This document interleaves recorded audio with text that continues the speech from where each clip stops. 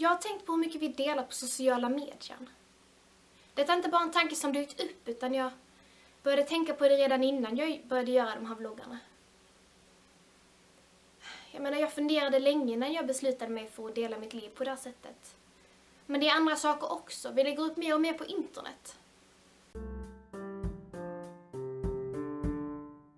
Kändisar uppdaterar sina fans om allt som händer. Fan, Leonard Nimoy såg ju till och med till att skriva ett farväl-tweet innan han dog. Vem som helst kan läsa om hur Taylor Swifts katt mår på hennes Instagram. Allt är så himla med oprivat nu. Man ska dela allt, eller så har det inte hänt. Till och med Emil la upp en status efter att han blivit misshandlad. Berättade jag det? Att jag var vän med han som blev misshandlad på Facebook. Jag kände väl inte honom egentligen, men vi träffades på någon fest någon gång och la till varandra. I alla fall så var hans sista statusuppdatering något av en förvirring för oss alla till en början. Jag förstod inte att det var som om han försökte lämna spår efter förövaren. För jag fick reda på att det var just Emil som blivit misshandlad. Först trodde jag bara att det var någon fylluppdatering. Vilket kanske inte egentligen känns sådär var jättetroligt. Eftersom att han la ut det mitt på dagen. Jag menar, det är inte det mest normala att anta att någon blir misshandlad och försöker få hjälp kanske.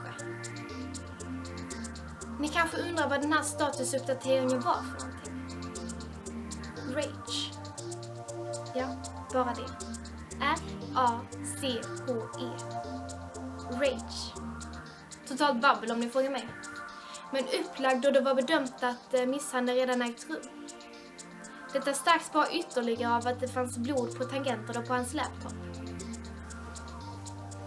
Någonting som jag bara vet, eftersom att Cherie hackat sig in i polisens filer och fått tag på bilder av laptopen som omhändertogs av polisen som bevis.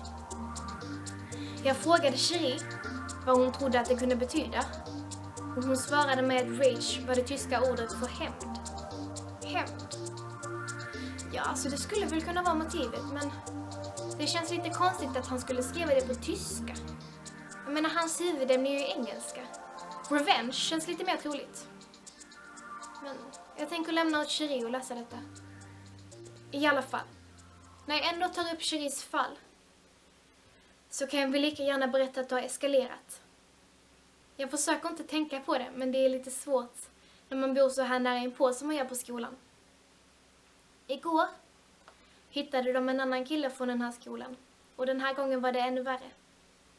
Det finns väl inte så många andra sätt att säga det på än att han hittades död. Också misshandlad.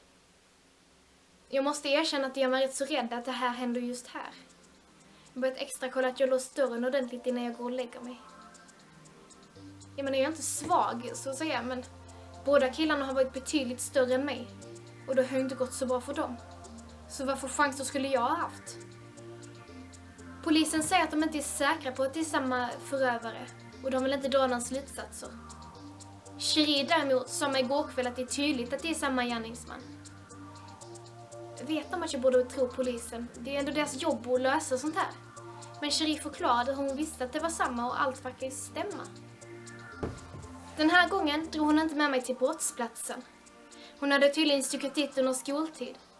Och även om hon hade frågat så hade jag inte följt med. Jag var där i skolan för mycket för det. Alla kan inte vara riktigt lika naturligt begåvade som Cherie. Vissa behöver faktiskt plugga för att det ska gå bra. Jag har faktiskt ingen aning om när Cherie har tid att studera. Det är inte så att jag inte ser henne med en bok i handen eller så, för hon läser mycket. Men aldrig något som är länkat till de kurser hon tar här. Och dessa kurser alltså. Det är inte några särskilda kurser som leder till något speciellt yrke, utan det verkar mest vara något hopplock av kurser som hon tycker är intressant. Jag vet inte riktigt vad de kommer ge henne för diplom när hon slutar. Men är det någon som ska få det att fungera så är det väl Cherie. Ja, det var väl allt jag hade att säga för den här gången. Så tills nästa gång.